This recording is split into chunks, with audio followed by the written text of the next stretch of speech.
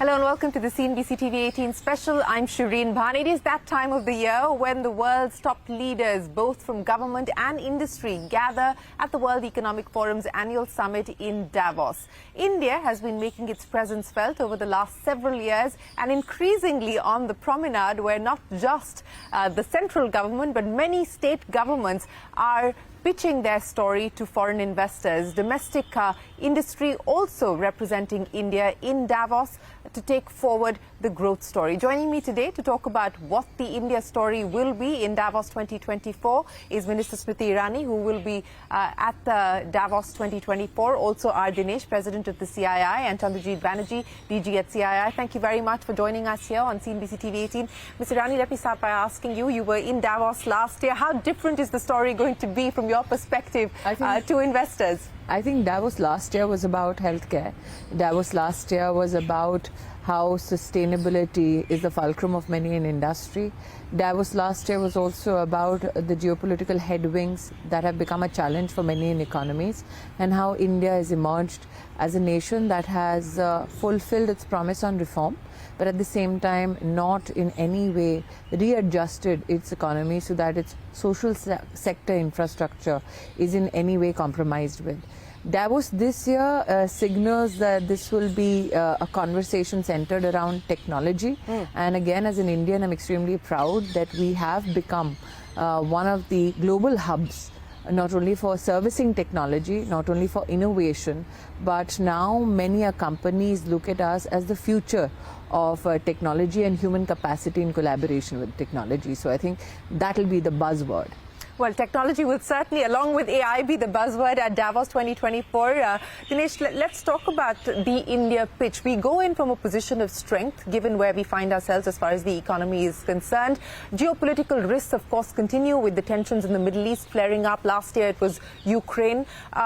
Commodity prices continue to be volatile. So we're used to living in a volatile world.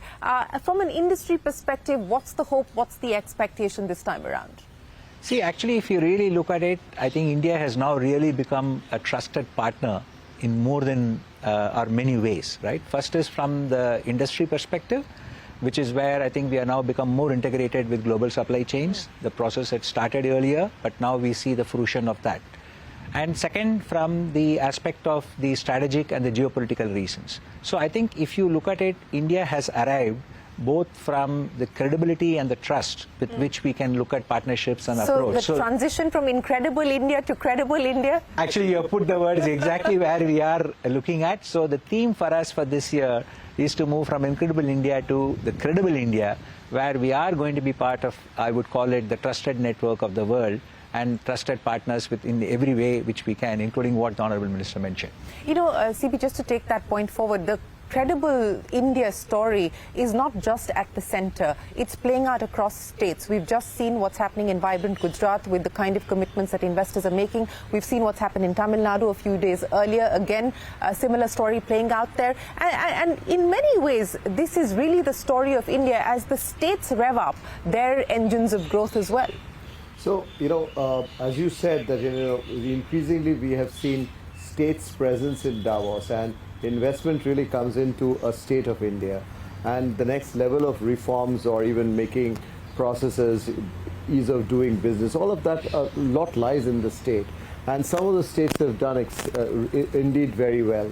And when we talk about credible partnership is not just with the Indian companies, but also to trust a state to be the home of a global company or even an Indian company.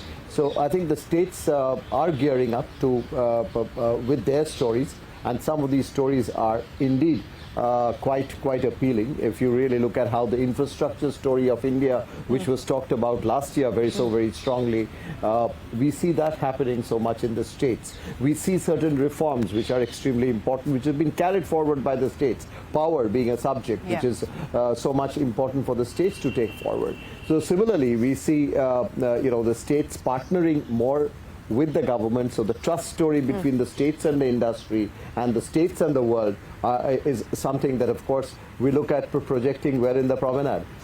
We look forward to that as well. But let's talk about technology. And of course, your colleague Ashwini Vaishnav will also be there. And, you know, the pillars of India's strategy on technology, of course, not just on the services side, but also on trying to move up the value chain via collaborations, partnerships with global capability centers. And we've seen that story play itself out as well. We've got the semiconductor mission. That is a work in progress at this point in time with investment starting.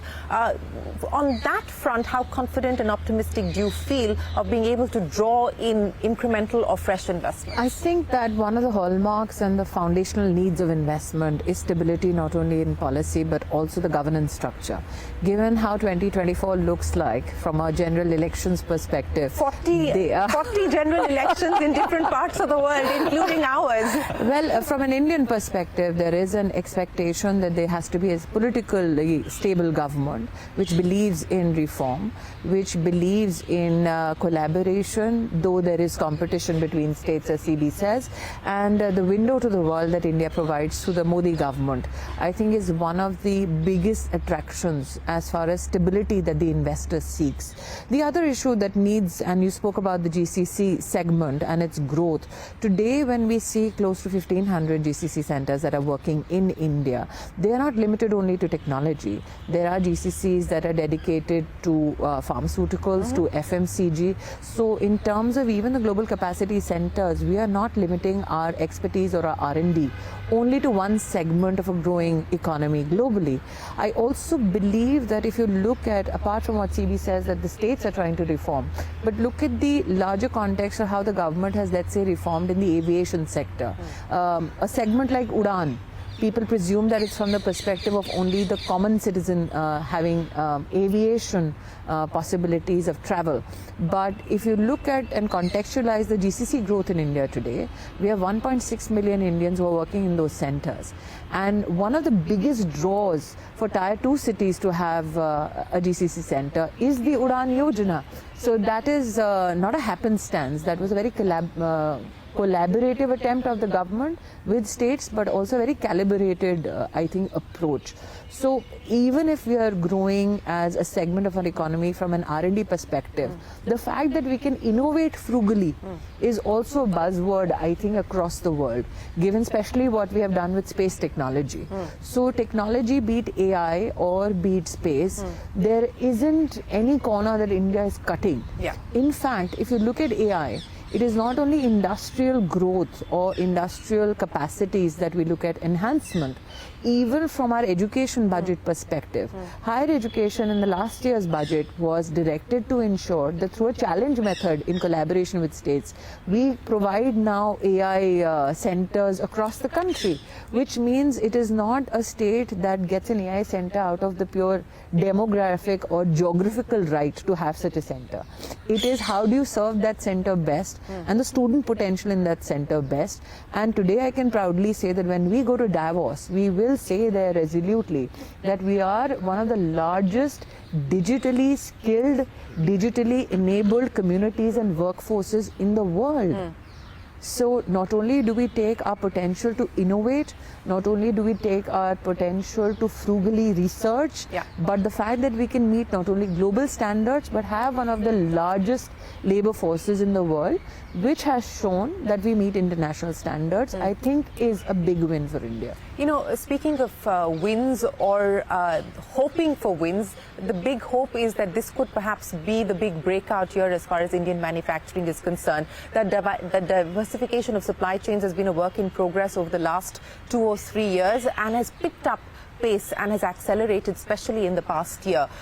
You know, we have the Defence Secretary speaking to us on CNBC-TV18 saying that 40% of the procurement will be by private sector companies. Now, in the context of the white spaces that exist in manufacturing, but also the existing spaces where we do enjoy an advantage, what do you see as the outlook for manufacturing?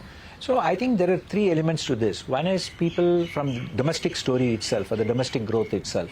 And I think that the focus on what has happened with the infrastructure spend has meant that there is significant, I would call it, capacities being looked forward to for supporting that sector. Second is, like you said, new sectors like space, like defense, like I would call it even the aerospace sector in terms of new opportunities. So both from, I would call it the current levels of utilization of capacity from existing companies to the new age approach. I think we are very hopeful that you will not only see significant growth opportunities from the manufacturing side, but also the third bit, which is that India has the hub for the rest of the world. So as people come more and more and invest for the domestic growth, then they see this as an opportunity, because I think the cost of doing business in India is now becoming more and more competitive. So not just make in India for India, but make in India for the world. So I think that's where, again, the trusted approach or the trusted partner approach makes a difference. So the domestic growth, fulfilling or making possible an opportunity to be part of other global supply chains. You know, CB, we're also just coming off our G20 presidency. The B20, which you were, of course, very closely involved with, had charted out 9 priority areas. And, of course, India has said that we will set up that global center for excellence as well. What's the progress on some of those, and how do you intend to tell that story in Davos as well? So what we see, this time Davos is going to come. Obviously, the difference is going to be coming after a phenomenal success story of G20 presidency of India. And B20 was a small part of that entire G20 process. And in that, we had leadership positions where we've seen AI was talked about by the Honorable Minister. Areas like sustainability, where again, India is both from the policy ecosystem front and also where we are walking the talk, so to say. We have become a global leader. Third, from a back office to a front office, and I think that's what B20, G20 has helped us really put us up into that position. Davos will help us in consolidating that, and the institute and the center of excellence that you are talking about is to see how a global center can be based in India, where the rest of the world participates through India to contribute to the world in areas, be it sustainability, to green, to even learning as to how do we finance growth appropriately, which India's success story, the way it did and during COVID and post-COVID, was just phenomenal. So there is a lot of learnings that can go out from India to the rest of the world, and industry can partner, and that's the story that we are going to look forward to. Well, we look forward to seeing you in Davos and continue this conversation on the India story. Thank you very much for joining us with a very quick preview of what we can expect, and we look forward to continuing this chat when we get to Davos. More on CNBC TV18 through the week as we bring you live and exclusive coverage of all the action on Davos 2024. From all of us here for now, goodbye. Many thanks for watching.